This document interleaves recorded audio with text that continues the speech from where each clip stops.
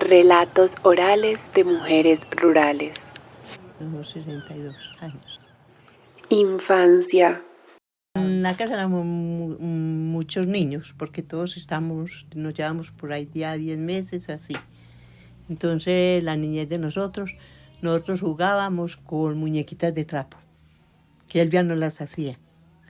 Nos hacía muñequitas de trapo, nos hacía bolitas así, peloticas envolvía trapito, pues unos trapitos pequeños, los hacían unas peloticas. Que nosotros jugábamos con eso. Casi los juguetes de nosotros eran hechos en la misma casa, porque nosotros no teníamos, pues ellos no tenían forma de darnos juguetes, entonces nosotros jugábamos con eso. Y las muñequitas ella las hacía de trapo. Y en Navidad nos daban, ella compraba pues las muñequitas así en pelotica que venían así, y ella les hacía la ropita. Entonces nos las ponía bajo la almohada se las traía el niño Dios. Unas muñequitas así, que venían varias muñequitas en una bolsita con un paquetico, y ella les hacía la ropita. Y a los niños les traía pues así, ella los compraba y les daba, por ejemplo, les traía unos marranitos, unas vaquitas, puros jugueticos pequeñitos, y entonces los envolvía en papel de regalito chiquito y los ponía bajo la almohada. Entonces era pues los juguetes de nosotros. Nos castigaban cuando nosotros estábamos estudiando, nos castigaban porque nosotros teníamos conejitos, entonces teníamos que venir a hacer la comida a los conejos. Nosotros a veces no nos demorábamos por ahí jugando en el camino con ramitas, con hojitas, y nos veníamos tarde y nos castigaban. Nosotros nos metíamos debajo de la cama, nosotros nos pegaban con correa, pues, y nosotros nos tapábamos con las cobijas y nos metíamos debajo de la cama y poníamos las cobijas a atravesar para cuando nos fueran a pegar, le pegaban las cobijas y no a nosotros. O sea, el castigo, nosotros siempre nos castigaban. ¿Qué nos prohibían? Por ejemplo, no salir tarde por ahí a los caminos. No podíamos salir por ahí, que porque las niñas no salían tarde al camino solas. Entonces los niños sí los mandaban a hacer los mandados, a las niñas no nos mandaban. Que porque las niñas era muy peligroso en el camino, entonces no nos dejaban en la casa por la tarde encerradas, que no podíamos salir. Que porque era muy peligroso. Nosotros nos dejan conseguir novio, entonces yo me iba a poner la hermana mía y allá me conseguí el primer novio, y nos visitábamos allá escondidas a los 13 años, pero en la casa no se daban cuenta, eso era al escondido. Y ya pues amigos así, ya el papá de la niña fue un novio que yo me conseguí, y ya hace año y medio conversaba con él, yo quedé en embarazo. Entonces yo quedé en embarazo de ella, y él, yo tenía 4 meses de embarazo cuando él se casó con otra. Me dejó a mí en embarazo. Me fui para me mandaron sola para la primera comunión. Entonces yo me empacaron la ropa porque yo me la llevara para hacer la primera comunión en la escuela. Entonces yo me fui. Y cuando ya era la primera comunión, yo me vi, entonces un muchachito como amigo mío, él era más grande que yo, entonces él me acompañó a la primera comunión, pero él no era sino para sacarme la plata que me daban, entonces a uno le daban mucha plata, ¿cierto?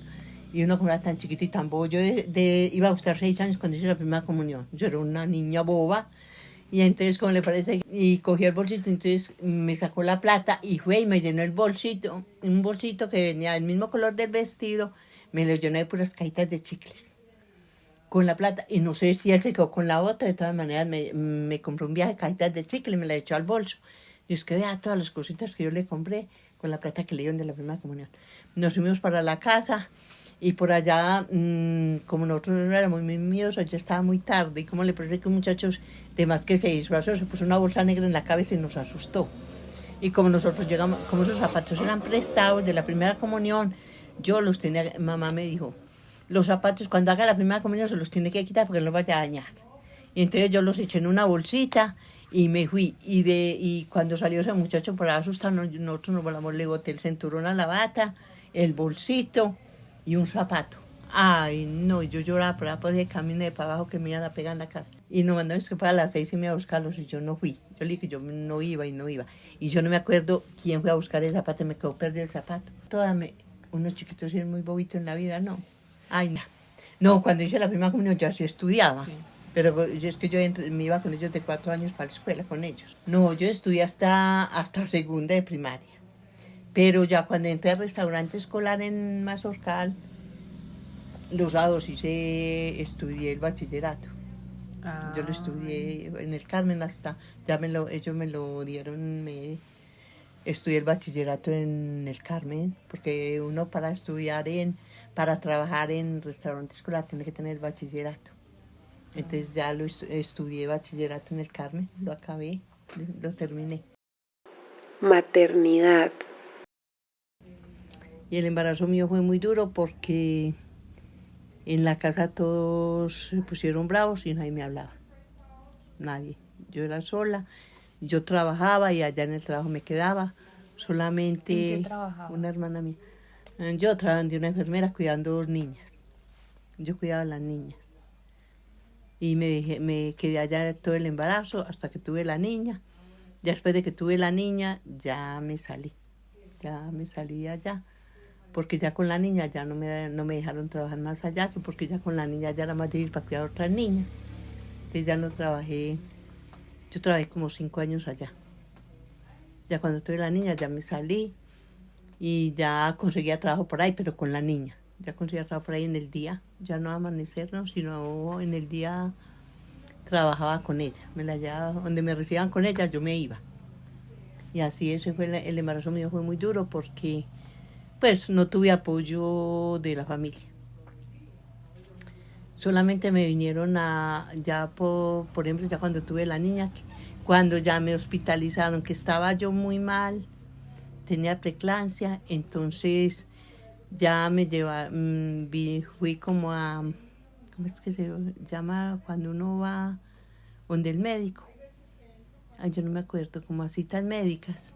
Y ya me remitieron para Medellín, que porque tenía preeclampsia, y ya me dejaron allá sin visitas.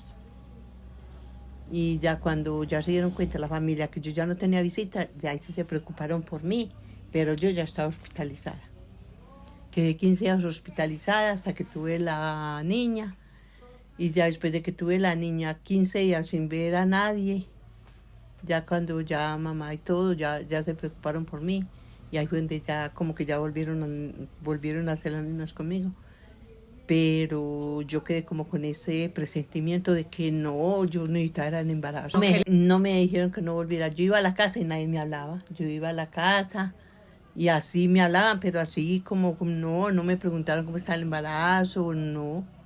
Solamente me dijeron que eso no eran cosas pues de una mujer ya la edad que yo tenía, porque yo quedé en embarazo como de 35 años. Tenía 34 años cuando quedé en embarazo. Entonces yo digo que por eso, que porque yo ya era una mujer que pensaba las cosas. Entonces yo quería quedar en embarazo, yo quería tener un hijo a esa edad, entonces ya por eso no, que pues bueno, en ese tiempo uno no podía quedar en embarazo porque que da pena de la gente, que si no le daba pena, pues yo en embarazo soltera. En fin, sí, eso fue lo único que me dijeron y todos se enojaron conmigo. Casi nadie me hablaba, yo solamente tenía amigas. Las amigas sí estuvieron muy pendientes de mí en el embarazo. No, la dieta fue normal, no. A mí no me prohibieron como nada, solamente yo quedé muy débil por la tenida de la niña, pero yo no fue normal. 8 días me cuidó la hermana mía.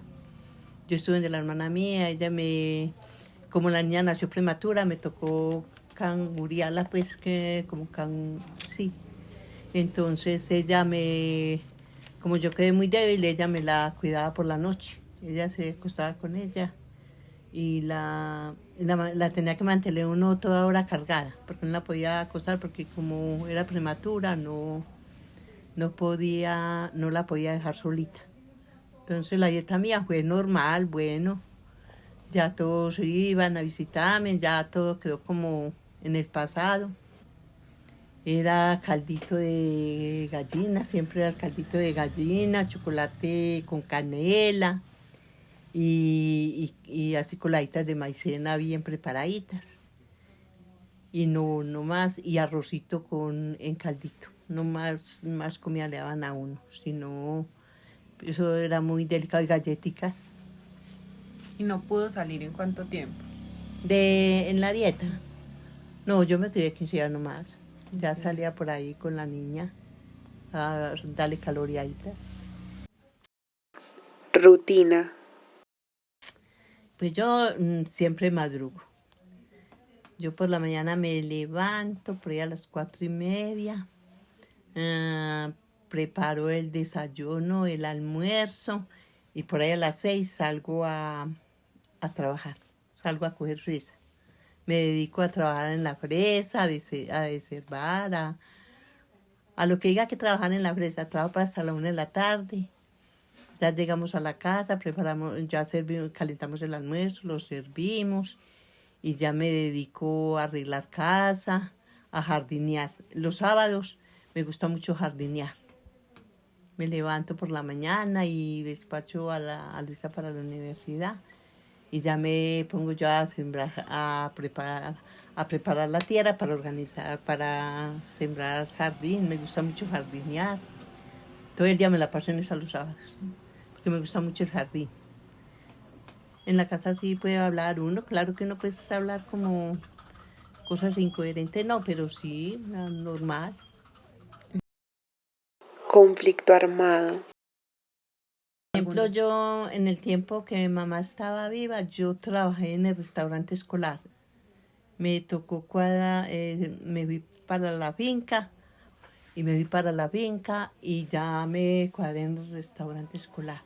Pero entonces yo hablé para que me recibieran con la niña, me recibieron con ella. Y entonces me tocó ver mucho eso porque llegó esa gente ahí a la casa y de entrada como Pedro por su casa se sentaban ahí.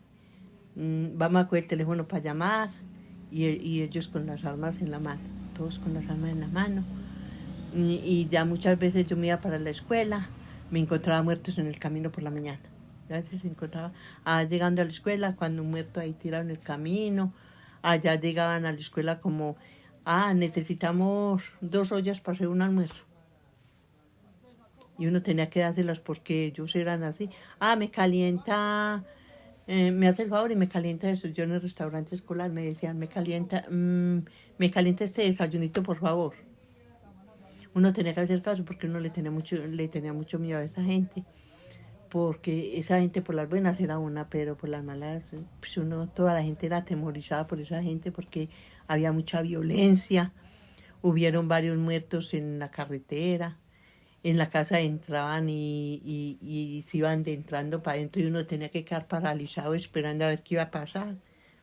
Y así, pero como de irnos de ahí de la casa, no, nosotros no nos fuimos.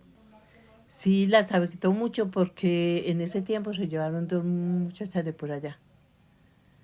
Se fueron, no sé si obligadas o si fueron así, pero ellas se fueron de la casa y se fueron con ellos. La una quedó desaparecida, la otra la encontraron muerta, por allá no en esta vereda, sino en otra vereda. Y otra quedó desaparecida, no la volvieron a ver. Entonces la gente le daba miedo, porque como esas 2 se fueron así, entonces no sabemos si fue que se las llevaron o fue que ellas tomaron la decisión de irse. Entonces por eso sí a uno le daba miedo, pero uno callado, uno no podía ponerse a decir por ahí nada, sino uno calladito, lo que ellos le dijeran a uno, vea, vamos a hacer una llamada a tal parte.